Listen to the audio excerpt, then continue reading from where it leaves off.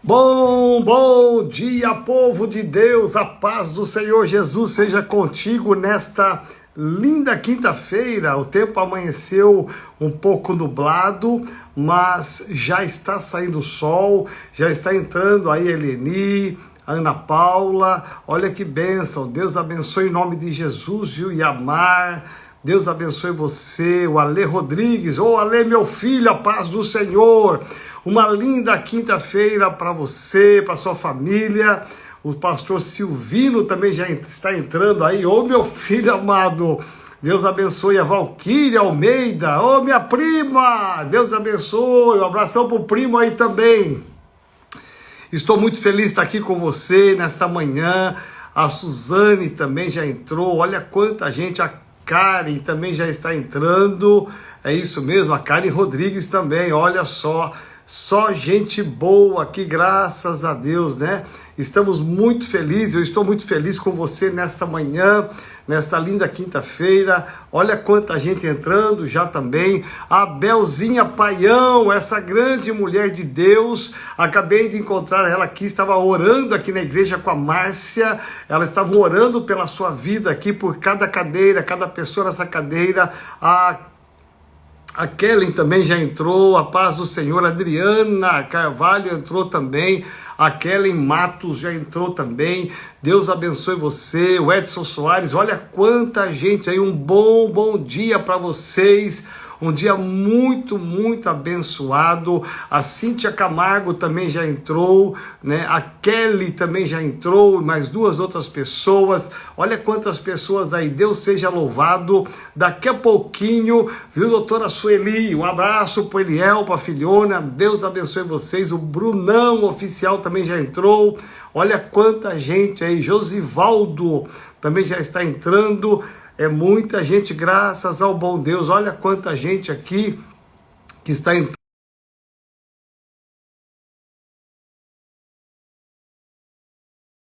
Vamos acordar aí, Deus abençoe. A Vivian também, Veiga, Deus abençoe. A Vera Olicino, uau, a Érica, olha quanta gente aí. Primeiramente nesse dia, 11 horas e 4 minutos em São Paulo, eu quero muito que você, novamente, você pode abençoar alguém, você clicando nesse ícone aqui, nesse aviãozinho, viu, Vivian? Você colocando aí, a Nancy também. Se você clicar nesse aviãozinho aqui, você vai poder colocar, enviar para muitas pessoas para que estejam conosco aqui agora. Pastora Adilson, a paz do Senhor aí de Jaú. Pastora Wanda, Deus abençoe vocês de uma forma especial, né? Meu filho Henrique de Diadema também, dizer que nós amamos cada um de vocês, e eu quero abençoar a sua vida nesse dia e dizer como somos gratos a Deus pelo privilégio de estarmos debaixo de uma cobertura, né? Quem tem cobertura é como quem tem pai, né? Quem não tem cobertura é como se não tivesse uma paternidade. A cobertura nos dá a segurança de caminharmos na direção certa, no caminho certo. E como é bom, como é muito importante nós termos uma cobertura tão idônea como o apóstolo Géser, que verdadeiramente tem orado por nós, tem abençoado a Metodista Renovada, tem abençoado o reino de Deus. E como é bom saber que a nossa cobertura tem um grande entendimento. A minha esposa já entrou lá, aleluias, tem um grande entendimento, uma grande revelação na área de batalha espiritual, de cura interior, mas também na área das últimas coisas, né? Pastor Paulo Pedro, meu filho amado, um abraço para você, para sua esposa. Apóstolo Géser já está dizendo que ele está aqui, né? Então, antes de mais nada, antes de chamá-lo aqui, eu quero somente abençoar a sua vida e dizer da minha gratidão por você estar conosco, né? Hoje, dia 7 de maio, está passando rapidamente. Às 15 horas, a doutora Bárbara estará tendo uma live com a pastora Maria Clarice, da nossa igreja lá em Pardinho, perto de Avaré. Vai ser muito de Deus se você puder entrar também com a doutora Bárbara, tá bom? Vai ser muito legal. A Bíblia nos diz, né, e eu vou reafirmar aqui de novo, em me vindo o temor, eu hei de confiar em ti.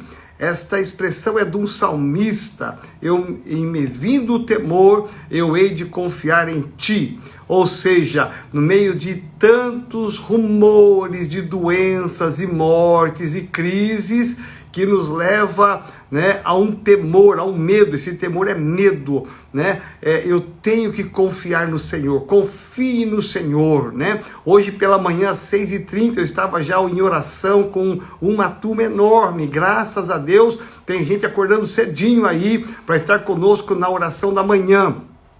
E eu estava dizendo sobre essa segurança que nós temos que ter em Jesus, né? Os sinais estão aí, a coisa está aí acontecendo, mas nós temos um Deus que está do nosso lado todos os dias. Por isso que em me vindo o temor, eu hei de confiar no Senhor.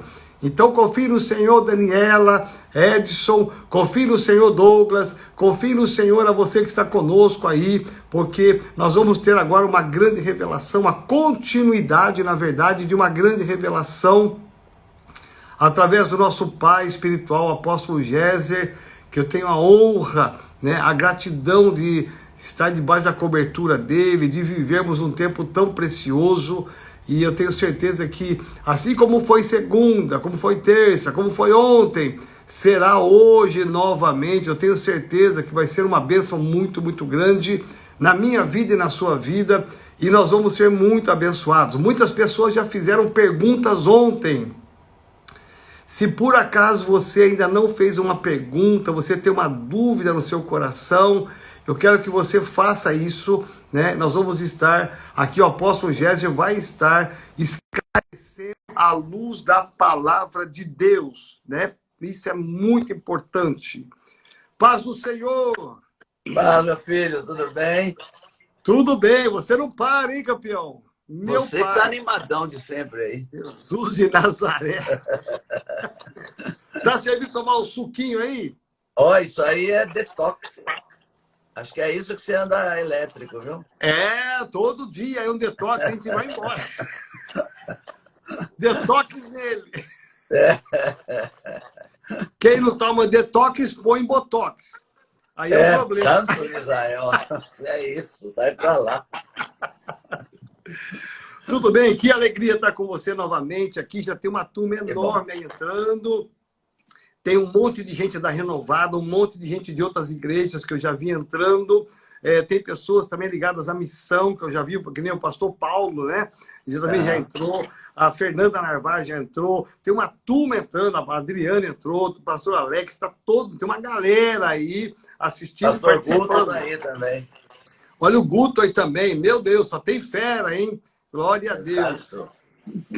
Bom, algumas pessoas fizeram umas perguntas ontem, e você que está nos assistindo e participando conosco, a ideia é exatamente essa, o compartilhar do livro de Apocalipse, mas também se você tem dúvidas, você tem alguma pergunta, alguma insegurança em relação a isso, você pode enviar para mim, né, que nós vamos estar... Encaminhei ontem várias perguntas ao apóstolo Géser, e ele sempre começa abrindo, respondendo as perguntas, aí ele continua, né?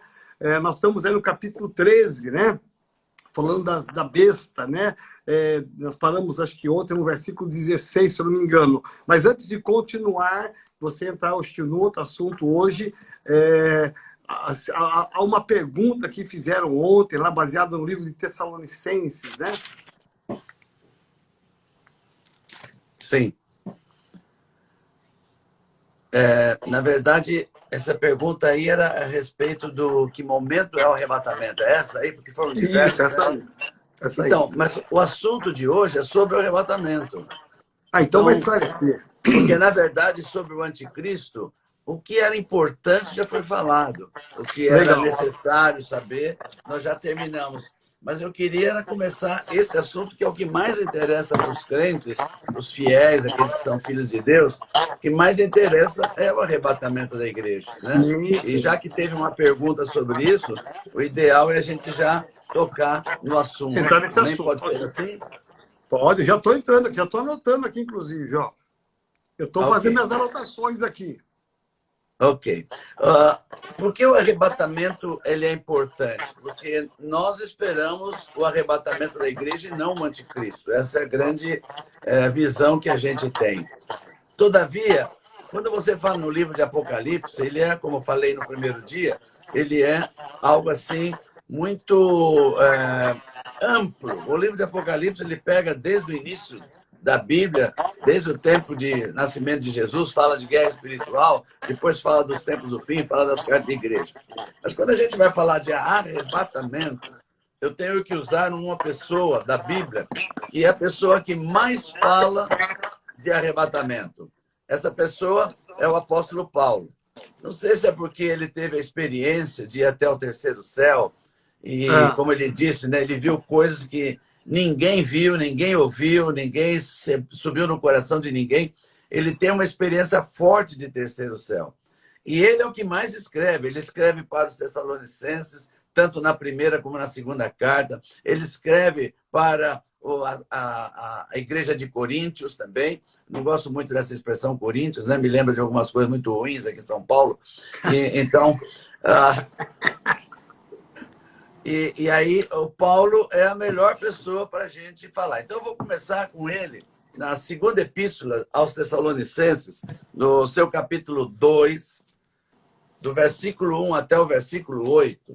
Ele já começa uma grande explicação sobre o arrebatamento. Posso ler agora? Vamos lá, estou anotando aqui. Segunda carta de Paulo aos Tessalonicenses, capítulo 2, verso 1 em diante. Irmãos, no que diz respeito à vinda de nosso Senhor Jesus Cristo e à nossa reunião com Ele, nós vos exortamos a que não vos demovais da vossa mente com facilidade, nem vos perturbeis, quer por espírito, quer por palavra, quer por epístola, como se procedesse de nós, supondo tenha chegado o dia do Senhor. Ninguém de modo nenhum vos engane, porque isto não acontecerá sem que primeiro venha a apostasia e seja revelado o homem da iniquidade, o filho da perdição, o qual se opõe e se levanta contra tudo o que se chama Deus, ou é objeto de culto, a ponto de assentar-se no santuário de Deus, ostentando-se como se fosse o próprio Deus.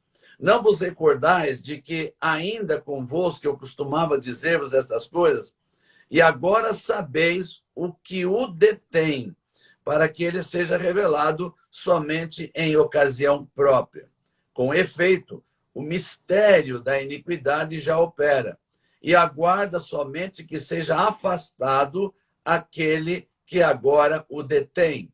Então será de fato revelado o iníquo, a quem o Senhor Jesus matará com o sopro da sua boca e o destruirá pela manifestação da sua vinda. Eu gosto muito porque o apóstolo Paulo ele fala com detalhes, né? E eu gosto mais dessa primeira expressão que ele diz, irmãos, com relação à nossa reunião com ele. Eu gostei dessa tradução, porque aqui Paulo já começa a dizer que nós vamos ter uma reunião e já está marcada essa reunião.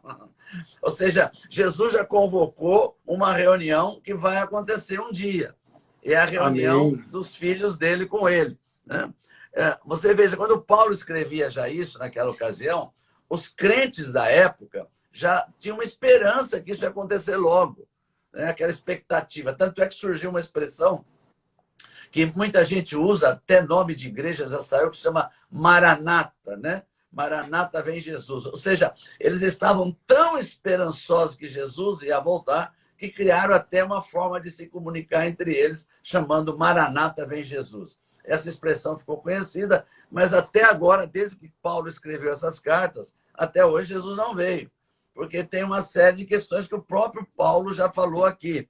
Então, a primeira coisa que ele diz assim, ninguém vos engane, que não acontecerá sem que primeiro, então ele já numerou, ele já deu números. Ou seja, Jesus vai ter uma reunião conosco, que é o arrebatamento, tá tudo ok, a reunião já está marcada, mas essa reunião, que é o arrebatamento, não vai acontecer sem que primeiro venha a apostasia. Apostasia. Então, vamos parar um pouquinho aqui nesse primeiro ponto. Eu diria para você, e eu creio que você sabe muito bem disso, porque você também ensina sobre esse assunto, a apostasia já existe. Ou seja, esse sinal do arrebatamento, que primeiro é apostasia, ela já existe. O que é apostasia? Apostasia vem do verbo apostatar a fé. Então, apostasia não é dos ímpios. Apostasia é daquele que um dia aceitou Jesus, começou a caminhada na fé, mas apostatou da fé, ou seja, largou a fé. Eu diria para você que inclui aí as heresias, né? As seitas que saíram do evangelho perfeito, como eles eram, e se desviaram. Isso se chama apostasia. E também muitos crentes que, infelizmente, desanimaram, desistiram da fé e voltaram para o mundo. Voltaram a fazer aquilo que não deviam fazer mais. Isto é apostatar da fé. Também quando há ensinos, né? Como nós já falamos aqui, eu não lembro que eu estou dando esse ensino agora simultaneamente em diversos lugares através da internet, mas essa hipergraça, falamos disso, se não me engano, aqui também, que é uma heresia que está entrando agora exatamente como uma apostasia. Por que você vai falar assim, mas por que apostasia? Porque está ensinando que as pessoas não precisam mais pedir perdão do pecado, já e assim por diante. A supergraça. Supergraça. Você falou aqui. Falei, né? Esse espírito de iniquidade, segundo o apóstolo Paulo, ele já existia. O espírito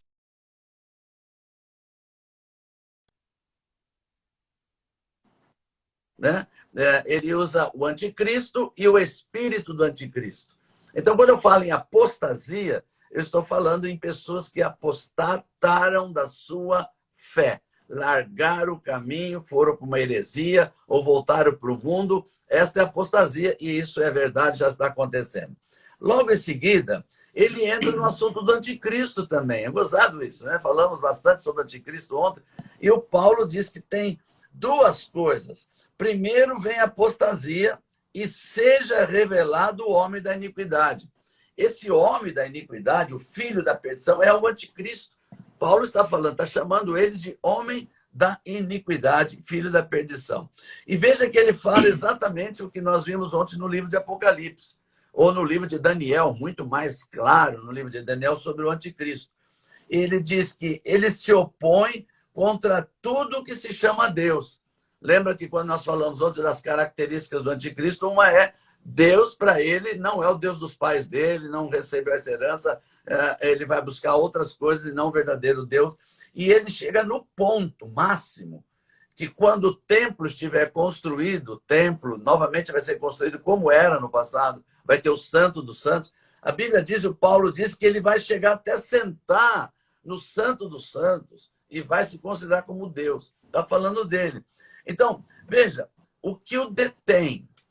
Então, vou parar aqui para analisar a questão de correntes teológicas de arrebatamento. Né? Paulo diz assim, tem algo que está detendo o aparecimento do anticristo. E ele está dizendo, a reunião com Jesus. Essa reunião com Jesus significa que todos aqueles que têm Jesus e que têm o Espírito Santo vão subir um dia para uma reunião nos céus, que é o arrebatamento. E diz que o que o detém é exatamente a igreja, através do Espírito Santo. Então, enquanto a igreja verdadeira estiver aqui na face da terra, enquanto o Espírito Santo estiver atuando através da igreja, há uma detenção, né?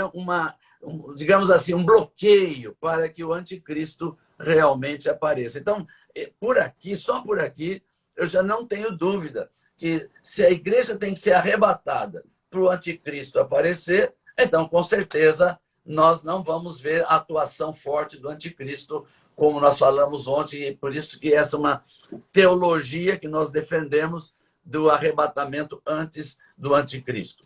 Mas eu quero... Agora, isso mostra, né? Isso mostra a força espiritual da igreja.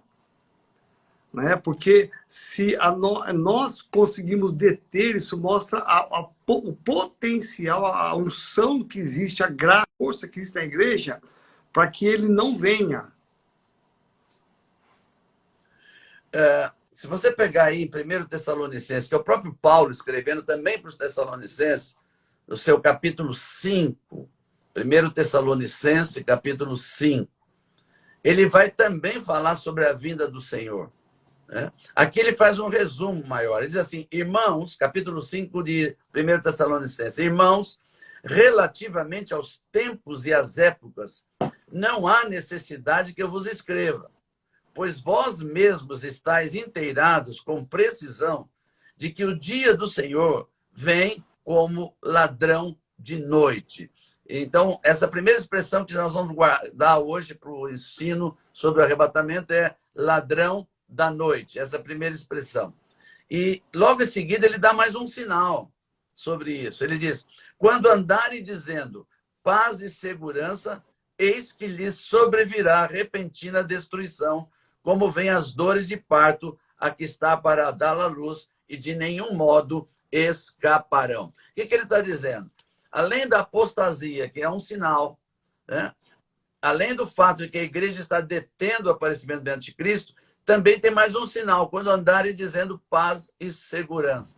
E o que nós estamos vendo hoje? Um esforço extraordinário de alguns governadores mundiais para fazer paz, né? Acordos de paz. O próprio Papa está empenhadíssimo nisso agora. Sim. Então, de repente, é um anseio, e não tem nada de errado nisso, é um anseio mundial de ter paz e segurança, é lógico, isso é um anseio. Sim. Mas Paulo está dizendo, quando ouvirem. Então, ele não disse assim, quando houver paz. Eu queria que as pessoas que estão me acompanhando junto com você prestassem atenção nas vírgulas da Bíblia. Ele não disse quando houver paz, ele disse quando houver falar de paz. Então, hoje já está se falando de paz. Já. Hoje todo mundo, né? Então, já estamos ouvindo falar de paz e o que mais? Segurança. Qual é o grande problema hoje? Vamos fazer o chip porque é segurança, né? Vamos colocar grades, vamos colocar câmeras, vamos colocar não sei o que, tudo baseado em segurança. E quando se fala mundial, mesma coisa. Então, essa parte já aconteceu também, já está acontecendo e assim por diante. E mais um texto só para completar, quando Paulo fala, primeira carta de Paulo aos Coríntios, no seu capítulo 15, primeira carta de Paulo, e aqui ele fala mais detalhes sobre o arrebatamento da igreja. 1 Coríntios 15, 50 em diante. Irmãos, eu afirmo que a carne e o sangue não pode herdar o reino de Deus, nem a corrupção herdar a incorrupção. Eis que vos digo um mistério. Antes de continuar, quando eu li isso aqui, quando Paulo chega e diz assim para a igreja, eu estou dizendo um mistério. Mistério é algo que não se diz para todo mundo, porque é mistério. Então, esse Sim. mistério, ele é para os crentes. Ele tá revelando para a igreja. A igreja precisa receber esse mistério. Não o ímpio, não o mundo, mas a igreja. E outra coisa, nem todos dormiremos, mas transformados seremos todos.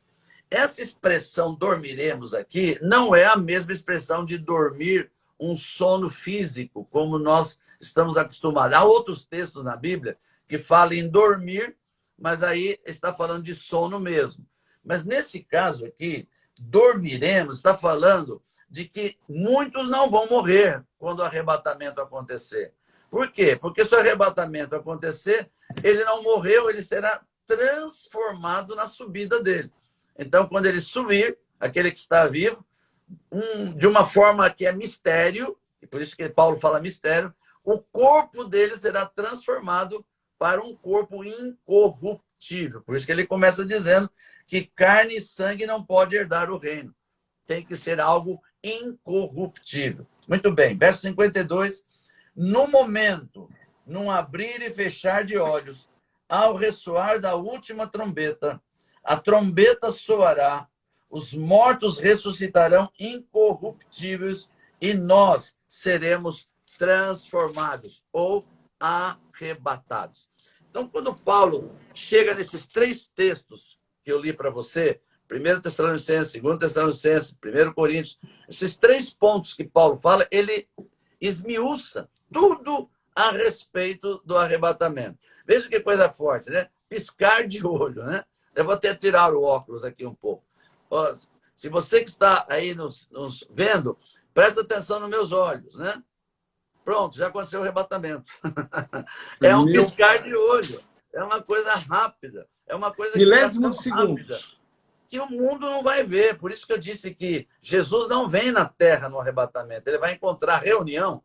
Eu gosto desse termo. A reunião com Jesus que está marcada será nos ares.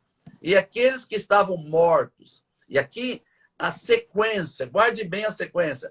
Paulo diz assim, nós não precederemos os que dormiram em Cristo.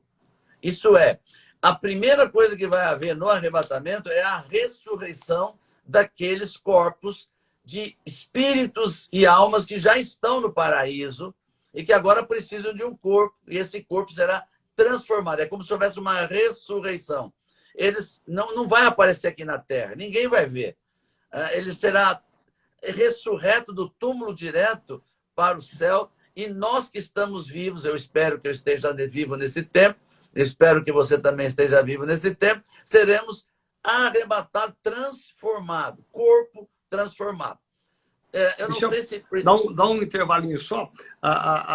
Quando você lê 1 Tessalonicenses, Paulo vai estar falando à igreja, a igreja estava muito preocupada com as coisas do mundo, e Paulo vai alertar sobre o final dos tempos, a primeira carta. Ele vai ser tão enfático, uma carta tão curta, mas ele vai falar com tanta determinação que até, né, o que nós entendemos, ele teve que escrever uma segunda carta, porque o povo ficou desesperado, achando que o arrebatamento, as coisas todas iam acontecer naquela época. E Paulo teve que escrever a segunda carta para explicar o processo das últimas coisas. Eu achei interessante quando você fala que nós seremos arrebatados, né? Primeiro, os que já morreram no Senhor. Quando eu estive em Israel, você teve lá umas 15 vezes, eu tive só 2. Tanto? Mas só 8. Mas é interessante porque o guia falou ali para nós que o judeu, quando ele morre, ele põe o caixão em pé. Se confirma essa história, ele é enterrado em pé. Olha só, porque quando houver arrebatamento, ele crê que ele já está preparado para subir e não está deitado.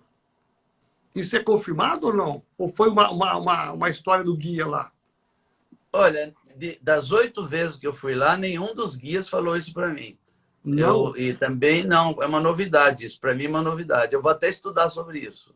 Mas eu eles fazem questão de ser enterrados em pé, o caixão contrário do que nós enterramos aqui, porque eles acreditam que quando Jesus vier, já estão preparados para subir. Eu achei uma coisa meio estranha, né? Esquisita, né?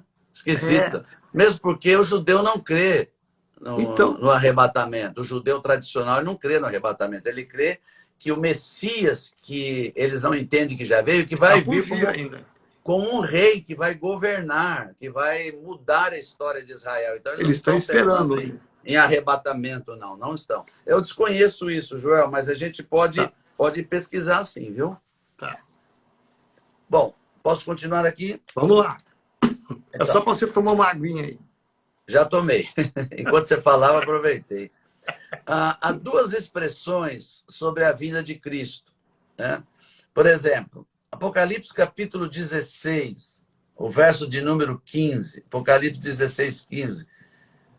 O anjo diz assim, eis que venho como vem o ladrão.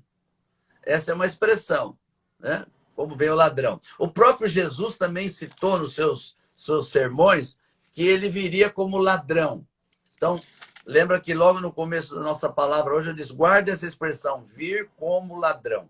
Mas tem uma outra expressão no próprio livro de Apocalipse, capítulo 1, no seu verso de número 7, diz assim, eis que vem com as nuvens e todo olho o verá, até quantos os traspassaram. Bom, aqui tem uma coisa que a gente precisa parar. Tem o texto que Jesus diz, como o relâmpago sai do Oriente e se move até o Ocidente, assim será a vinda do Filho do Homem. Gente, é uma diferença grande entre ladrão e relâmpago. Porque nesses dois contextos está se falando do arrebatamento e da segunda vinda de Cristo. Eu tentei mostrar ontem rapidamente que é diferente. Uma coisa é o arrebatamento da igreja, outra coisa é a segunda vinda de Cristo. No arrebatamento, Jesus não vem na terra. Ninguém vai vê-lo. Nós vamos encontrar com ele no céu, nos ares. Seremos transformados ao som da trombeta. Essa expressão ao som da trombeta, ela é muito interessante, porque eu tenho certeza pela palavra de Deus que nós, os que vão ser arrebatados, no momento de ser arrebatado, um pouquinho antes, segundos antes, vão ouvir o som da trombeta. Vão ouvir a trombeta de Deus soar. E vai ser uma coisa assim, de rápida, escutar a trombeta, olhar para o céu e subir. Eu creio nisso como muito forte, né? Nós tivemos uma experiência, Joel, sobre essa questão da trombeta e o arrebatamento. Quando nós fizemos o Gira Brasil, a unção do Brasil, você lembra que nós ficamos 16 dias dentro de um ônibus, viajando o Brasil todo, ungindo toda a estrada, pingando azeite em toda a estrada, e a gente parava nas cidades principais para um ato profético. Quando a gente estava na beira do Rio São Francisco, nós atravessamos a ponte e paramos ali para fazer um ato profético. Em todos os lugares, os profetas que estavam juntos tocavam o chofar no momento que a gente fazia o ato profético. E havia umas casinhas ali pertinho, muito simples, e a gente estava ali firme, fazendo ato profético. Um dos profetas tocou a trombeta. Júnior, saiu uma mulher de dentro dessa casinha, se arrumando. Você via ela correndo em direção, se arrumando, e chegou assim, assustada, né? E aí, o que está acontecendo, irmã? Calma, aqui é um ato profético. Não, é porque eu sei que um dia a trombeta vai tocar e nós vamos ser arrebatados. E quando eu ouvi, acho que o arrebatamento, a inocência dela... Ela estava preparada, né? Alguém que já estava, né, preparada. Já está preparado. Que a trombeta tocar, nós vamos subir. Então, amém. Ladrão e relâmpago. Nós temos que tomar cuidado com a simbologia bíblica. Jesus não está dizendo que ele é ladrão. É importante isso. Ele disse, vem como ladrão. O que ele quer dizer? Quer dizer o seguinte, o ladrão não avisa quando vai entrar na casa de alguém. O ladrão não faz barulho, porque se fizer barulho, as pessoas acordam. E o ladrão, quando entra na casa de alguém, ele não vai pegar coisinhas que não interessam. Não vai pegar a coisa porcaria. Ele não vai pegar a coisa que... Ele vai pegar o que tem de mais precioso numa casa. Sim. O que Jesus está dizendo? Se eu vou vir como um ladrão, não vou fazer barulho, ninguém vai saber, e eu venho buscar as preciosidades, que são os filhos dele.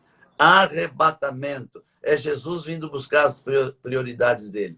Outra coisa. Isso, né, tio? Por isso que durante muitos anos e décadas, as pessoas que tentaram marcar uma data, todas elas falharam, né? Porque elas tiveram, segundo elas, tiveram uma revelação, ela subiu ao céu, terceiro céu, e teve uma revelação e marcou uma data, né? E às vezes até virada de século, de décadas, né? E todas elas falharam por causa disso, né? Imagina, se o ladrão avisa você que dia vai te assaltar. Você fica esperando, né? Hoje ele vai vir aqui, o ladrão. Não existe isso, né? Por isso que Jesus fez uma comparação com o ladrão. Então, não tem data, não tem dia nem hora. Tem sinais, que é o que nós estamos falando aqui todo esse tempo. Sinais que, olhando para os sinais, a gente chega à conclusão que está perto. Mas quando? Não sei, a qualquer momento. E é interessante isso, porque eu vejo que é uma estratégia de Deus para que a gente se prepare toda hora e todo dia para estar com Ele. Por exemplo, porque se Ele marcasse uma data, a pessoa ia ficar, né, apostatando, é isso? Apostatando da fé, né, ou desviado da fé, e ele sabendo, bom, vai vir em dezembro de 2020, então eu vou aprontar todas, quando chegar, né, um dia antes eu me arrependo, peço perdão e vou com ele. Então, eu entendo que Deus até nisto, Ele usou de uma estratégia inteligentíssima, né, como ele é, para que a gente se prepare todo dia, porque nós não sabemos, né, a hora que ele vem, né, para que as pessoas tenham tempo de se arrepender, né, voltar para o Evangelho, e quando chegar essa hora que ninguém sabe, todos nós estamos preparados. Uhum. Se não, ficava uma coisa assim, como você falou, né?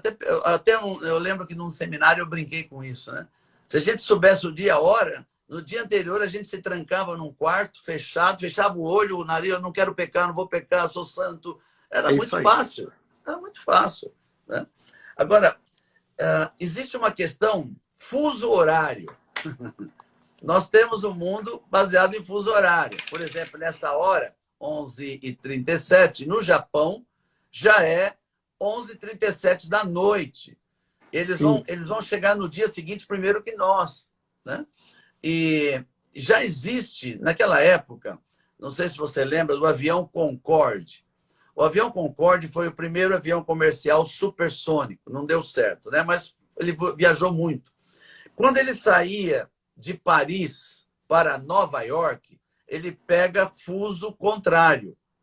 Era incrível, pela velocidade dele, ele saía de Paris, um horário do dia, e chegava em Nova York antes do horário que ele saiu. Olha que coisa doida.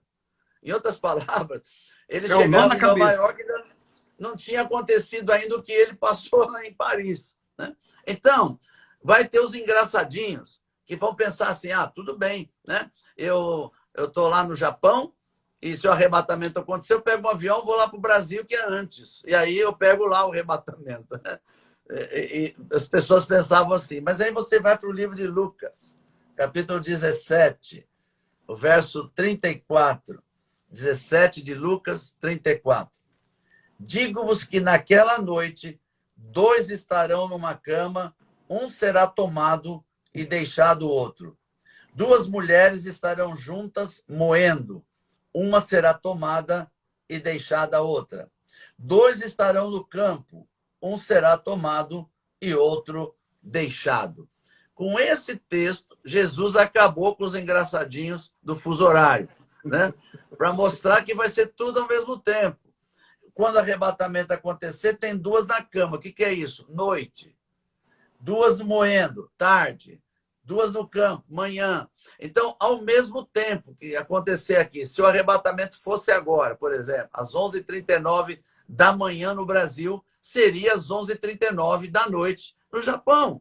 E é o mesmo horário, não tem essa questão de fuso horário para o arrebatamento, porque é uma coisa só. E isso, até isso, Júnior, olha, eu acho tremendo quando estudo esse assunto. Até nisso Deus pensou.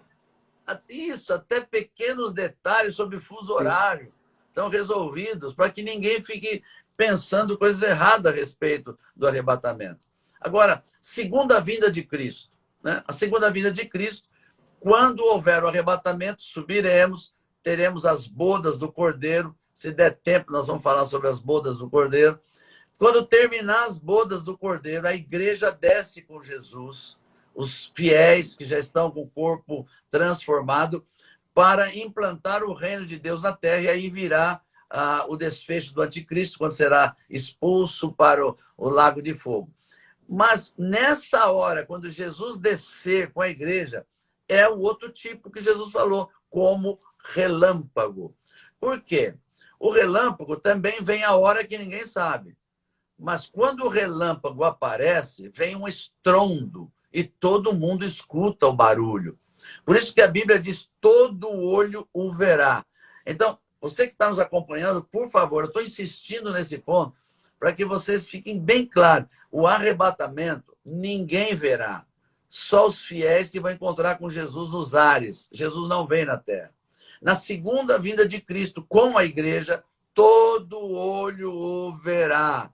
E aí sim, todos que estiverem na terra verão a segunda vinda, e verá como relâmpago, ou seja, como um trovão, um barulho tremendo, vai assustar todos os moradores da terra, e aí sim chegou a segunda vinda de Cristo. É esse o ponto principal que eu queria estar falando nesse dia de hoje sobre essa questão do arrebatamento, que é a mais importante para nós que estamos esperando, não o anticristo, mas esperando a volta de Jesus. Agora, as correntes teológicas, elas são muitas, né? Tem as pré-milenistas, tem os amilenistas, tem os pós-milenistas, santo de Israel, né? O que não dá a interpretação correta, cada um faz uma corrente. Então, alguns dizem que Jesus vai vir arrebatar a igreja antes do começo da última semana de Daniel, outros dizem na metade, outros dizem no fim.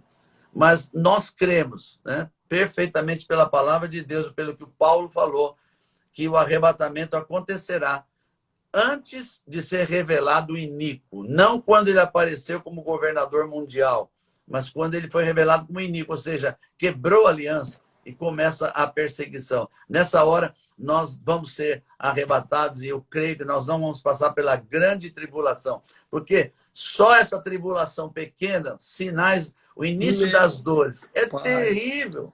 Imagina a grande tribulação. Por isso eu quero fazer um alerta para você que está nos ouvindo.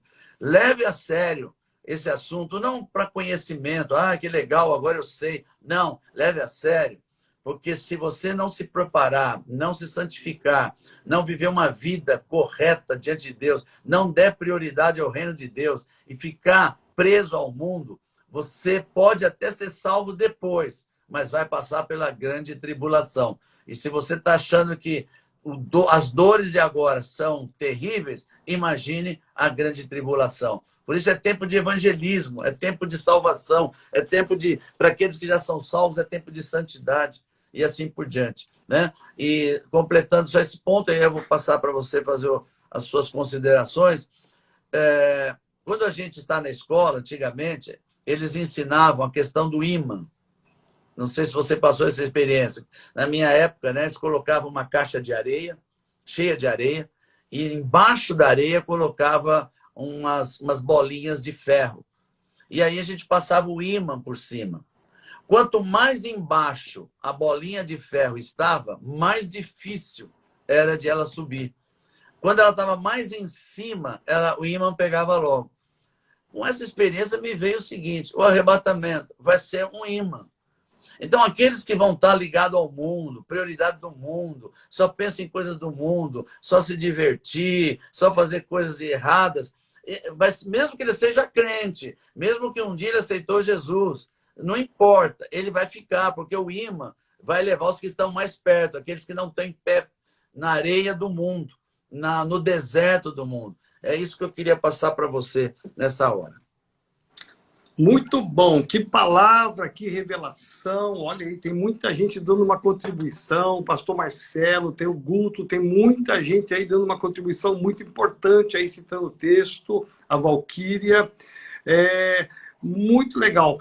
Eu penso que, né, a despeito das correntes teológicas, aquilo que nós falamos ontem, antes de ontem, nós devemos estar alertas, porque, né, como você já traçou uma linha de tempo aqui, alertas o tempo todo, porque há uma brevidade daquilo que virá.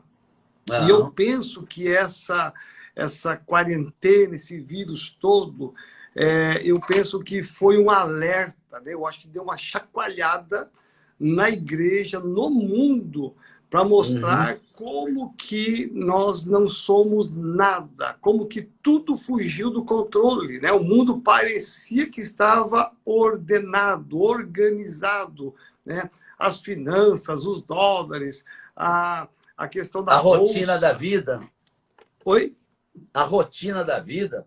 A rotina, todo mundo com as suas agendas, como você disse, né? Todo mundo vai para cá, para lá, comprando, construindo, fazendo. De repente veio tudo isso para parar, para nos parar, para que a gente possa olhar um pouco mais para as coisas de Deus, né? Porque o homem estava muito voltado para as coisas desse mundo, até mesmo dentro da igreja. Quantas distrações o diabo coloca que leva a pessoa ao engano, e até muitos atrás desse engano vem o desvio, né? É o que a estatística mostra, por exemplo, infelizmente, com muita tristeza, que tem mais pessoas afastadas do evangelho do que nas congregações, no mundo inteiro. Uhum. Por quê? Desviado. Porque um dia entraram nas distrações desse mundo, deixaram de pensar nas coisas lá do céu, do alto, e começaram a se envolver com as coisas do mundo e caíram na distração do diabo. E aí, o que acontece? Hoje estão com o coração totalmente endurecidos, né?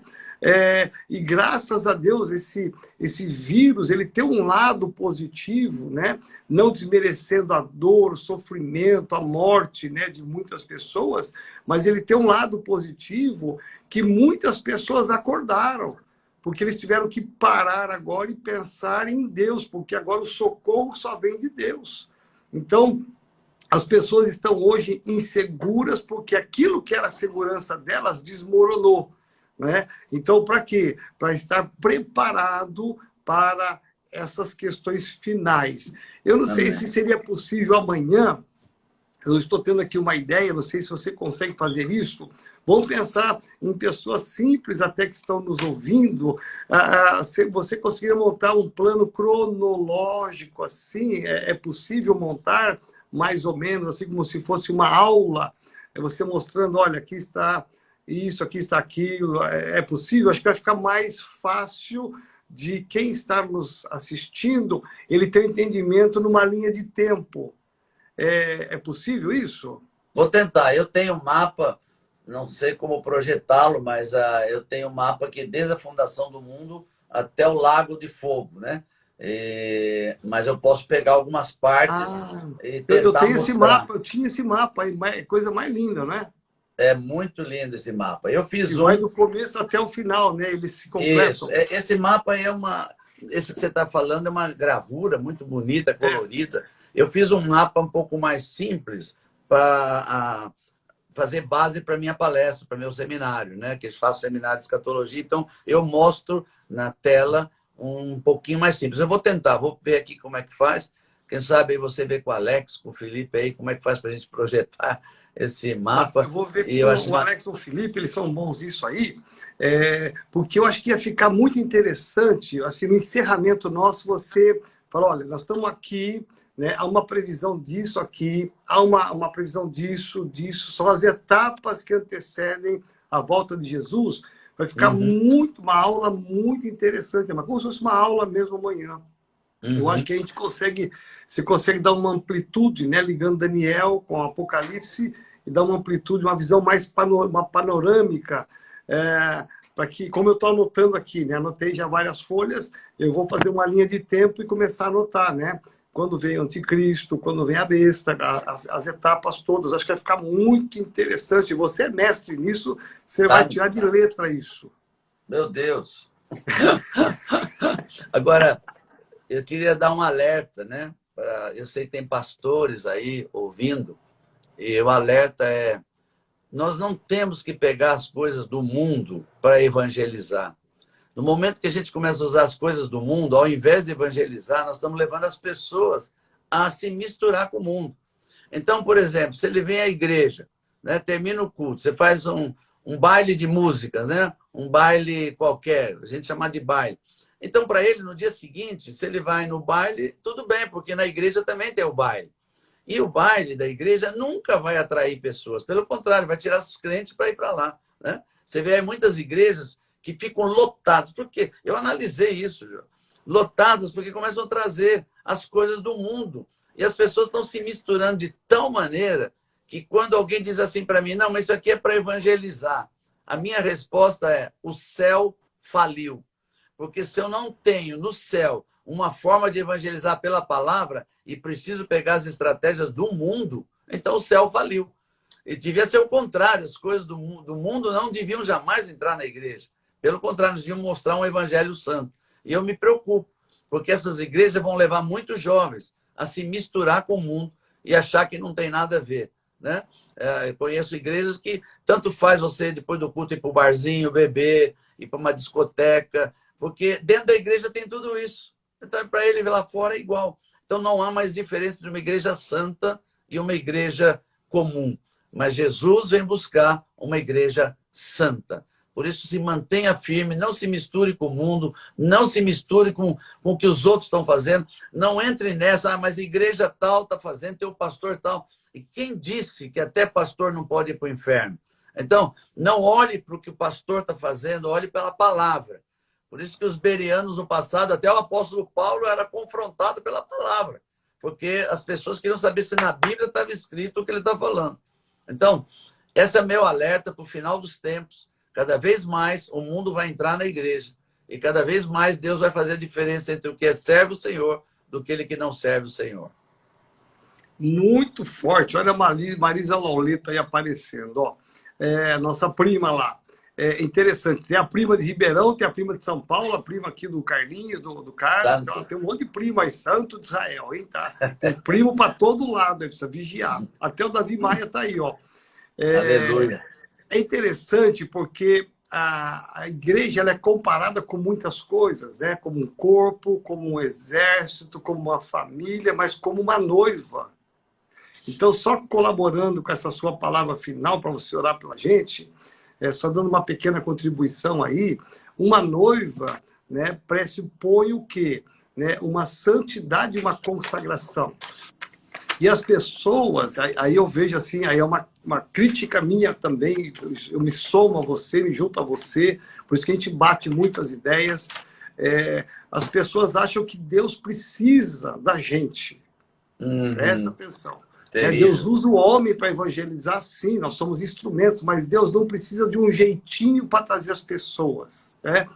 Nós precisamos do evangelho verdadeiro, porque se as pessoas vierem para a igreja com a motivação errada, né, se elas frequentarem a igreja com a motivação errada, elas vão trazer, a igreja traz os costumes do mundo, elas não vão fazer diferenciação. Então é como assim, vamos tentar não dar um choque para quem vem para a igreja. Então, vamos trazer as coisas do mundo porque elas são atrativas. Então, a pessoa vem para a igreja e ela se sente em casa, ela não é tão confrontada, não se fala tanto de confronto. Então, aí a igreja vai lotar mesmo, vai lotar do quê? De pessoas. Mas não é uma igreja que é uma noiva. Né? Pode ser uma família, pode ser um exército, pode até ser um corpo, mas não é uma noiva, porque a noiva que vai se preparar para receber o noivo, ela tem que andar em santidade. E aí vem a questão do confronto do evangelho. Né? Porque se não houver confronto, né, nós vamos ter uma igreja de fazer de conta, faz de conta que a gente está indo para o caminho certo, faz de conta que está todo mundo certo, só faz de conta. É verdade. E quem faz de conta, quando vier o noivo, os que fazem de conta não vão subir, e quem vai pagar o preço é o pastor. Porque o pastor permitiu que houvesse essas infiltrações do mundo, da igreja, para atrair, como se isso fosse algo maravilhoso, né? Eu já perdi gente aqui da igreja, né? Infelizmente, já tivemos alguns casos de saídas, pessoas que, por exemplo, não aceitavam disciplina. Né? Não aceitavam disciplina. Não aceito disciplina, desse jeito eu não fico aqui. Meu irmão, é uma decisão sua, porque se você não aceita uma disciplina pastoral, meu irmão, está no lugar errado mesmo. E a pessoa sai, mas depois ela volta, porque ela vê que não é esse o caminho. Né? Porque as pessoas acham que a igreja tem que aceitar do jeito que elas são, elas vêm do jeito que elas estão, mas elas têm que ser transformadas. E quem faz isso? É a igreja, é o pastor, é a liderança.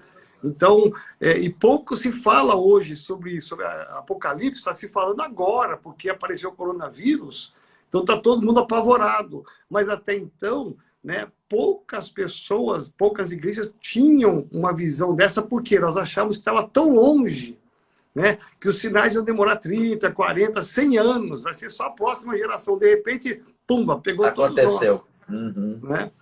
Então, é o que você falou, é o preparo, e eu sempre digo aqui para meus filhos espirituais, aqui, meus pastores amados, queridos para a igreja, nós queremos uma igreja, não uma multidão, nós queremos de pessoas discípulos, né? Pessoas discípulas de Jesus Cristo e que pagam o preço pelo evangelho, que tem uma transformação de vida e um coração ensinável, né? Um coração humilde para que possa crescer. Você mesmo, uma vez, você ministrou aqui na sede sobre isso, lembra?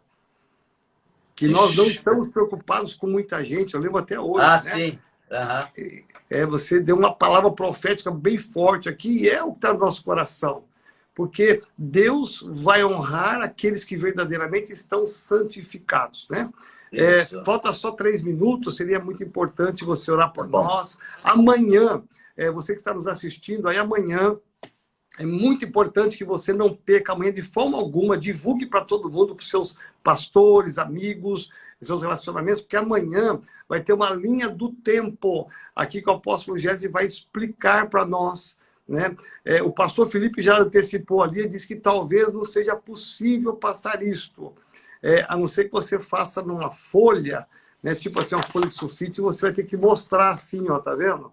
Essa é uma coisa mais simples. E você vai mostrando, vai apontando aqui, vai mostrando, né? Como aqui vem as anotações, e você vai mostrando aqui, vai andando aqui no tempo. Eu vou, em todo caso, eu vou me certificar com eles, eu te falo até a tarde. Se tá for, bom? eu tenho, na verdade, essa folha eu acho que eu tenho, daria para mostrar e falando, mas não sei se ficaria tão bom. Mas vamos ver. Deus vai dar uma graça sobre isso. Sim. Amém? Hoje à tarde você tem uma oportunidade de estar numa live com a doutora Bárbara e pastora Maria Clarice, da nossa igreja lá em Pardinho, tá bom? Nós vamos orar aqui pela sua vida, pela sua família, seu ministério, e que este dia, essa quinta-feira, seja uma bênção para você. Obrigado, apóstolo Gésy, do seu amor, seu carinho, sua palavra. Esse tempo está sendo muito, muito rico para todos nós. E Amém. muito obrigado, Deus te abençoe sempre, viu? Nós te amamos. Amém.